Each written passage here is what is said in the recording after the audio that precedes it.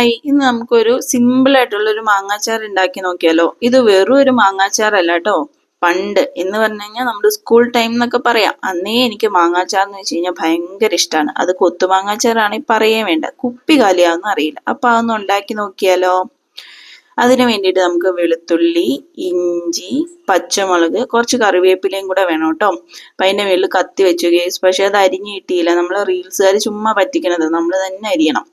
അപ്പം അത് എല്ലാം അരിഞ്ഞു വെച്ചു. അരിഞ്ഞു വെച്ചതിന് ശേഷം ചീനച്ചട്ടി വെച്ചു. കടുക്, ഉലുവയും കൂടി ഇട്ടിട്ട് നന്നായിട്ടൊന്ന് ഒരു ഗോൾഡൻ കളർ ആവുന്ന വരെ നമ്മളൊന്ന് ചൂടാക്കി. എന്നിട്ട് അത് പൊടിച്ചു വെച്ചു കേട്ടോ. എന്നിട്ട് കുറച്ച് എണ്ണ ഒഴിച്ചു. നല്ലെണ്ണയാണെങ്കിൽ കുറച്ചും കൂടെ നല്ലത്.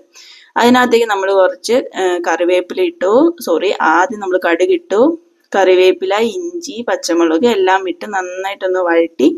അതിനകത്തേക്ക് നമ്മൾ കുറച്ച് മുളക് പൊടി ഇട്ടിട്ട്, നമ്മൾ മാങ്ങയിൽ കുറച്ച് മുളക് പൊടി തൂത്ത് വെച്ചിട്ടുണ്ട്. അപ്പം ആവശ്യത്തിന് മുളക് ഇട്ടാൽ മതി.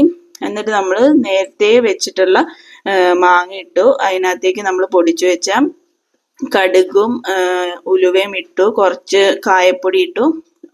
പിന്നെ ഉപ്പ് വേണമെങ്കിൽ കുറച്ച് ഉപ്പും കൂടി ഇട്ടിട്ട് നന്നായിട്ടൊന്ന് ഇളക്കി കൂട്ടി കഴിഞ്ഞാൽ നമ്മുടെ മാങ്ങാച്ചാർ റെഡിയായി. അപ്പം ഇഷ്ടമായോ എല്ലാവർക്കും?